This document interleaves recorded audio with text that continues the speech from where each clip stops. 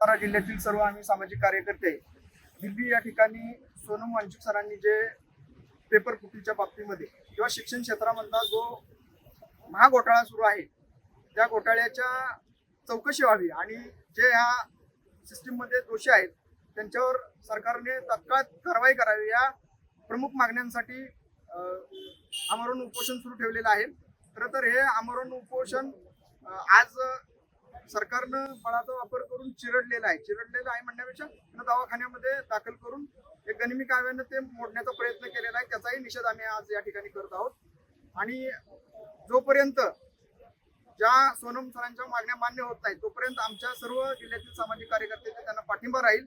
या पाठिंब्यासाठी आज इथं आम्ही आत्मक्लेश आंदोलन केलेलं आहे आणि या आंदोलनात सहभागी झालेले सर्व आम्ही धन्यवाद. नमस्कार, मी पार्थ तिकुटे. आज दिल्लीमध्ये जे सोनम वांचूक साहेबांचं जे आंदोलन चाललं आहे त्या आंदोलनात सातारा जिल्ह्यातील तमाम सामाजिक, राजकीय आणि नागरिकांच्या वतीनं आम्ही जाहीर पाठिंबा देत आहोत.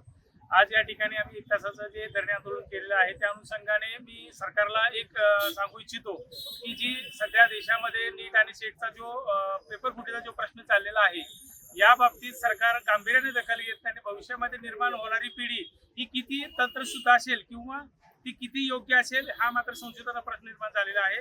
सध्या देशात जो नेटच्या बाबतीत जो राजकीय वातावरण तापलेलं आहे त्याकडे लक्ष वेधून मी सरकारला पुन्हा एकदा विनंती करेल की यावर असणारं जे संचालक मंडळ आहे या संचालक मंडळाला यामध्ये कोणत्याही प्रकारचं सहआरोपी केलेलं नाहीये किंवा या संचालक मंडळाचं कोणत्याही बाबतीत खुलासा मागितलेला नाही.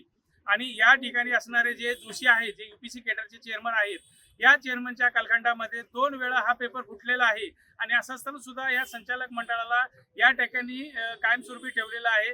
छोट्या मोठ्या देशामध्ये कारवाया करून हा प्रश्न मिटवण्याचा प्रकार हा शिक्षण मंत्र्यांच्या माध्यमातून होत आहे.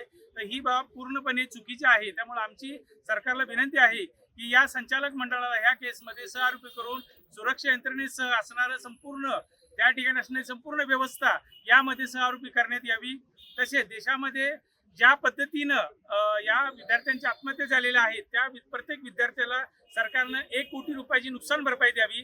तसेच ज्या नीट परीक्षा रद्द करून पालकांना आणि सरकारला नुकसानीत आणलेलं आहे त्या प्रत्येक पालकाला आणि पाल्याला 1 लाख रुपयाची नुकसान भरपाई द्यावी. या माध्यमातून मी सरकारला मागणी करत आहे. आणि सरकारनं जर या बाबतीत मागणी पूर्ण केली नाही तर ज्या पद्धतीने आता उच्च न्यायालयात याचिका दाखल आहे त्या याचिकामध्ये आम्ही सातारकरांच्या वतीनं त्यामध्ये फिर्यादी होणार आहोत आणि या बाबतीत रिसर सरकारकडे आणि उच्च न्यायालयाकडे तक्रार दाखल केलेली आहे आणि या बाबतीत पूर्ण सातारा जिल्ह्यात तक्रारी दाखल होतील. लोकशाही मराठी ऐका, पहा, जागरूक रहा.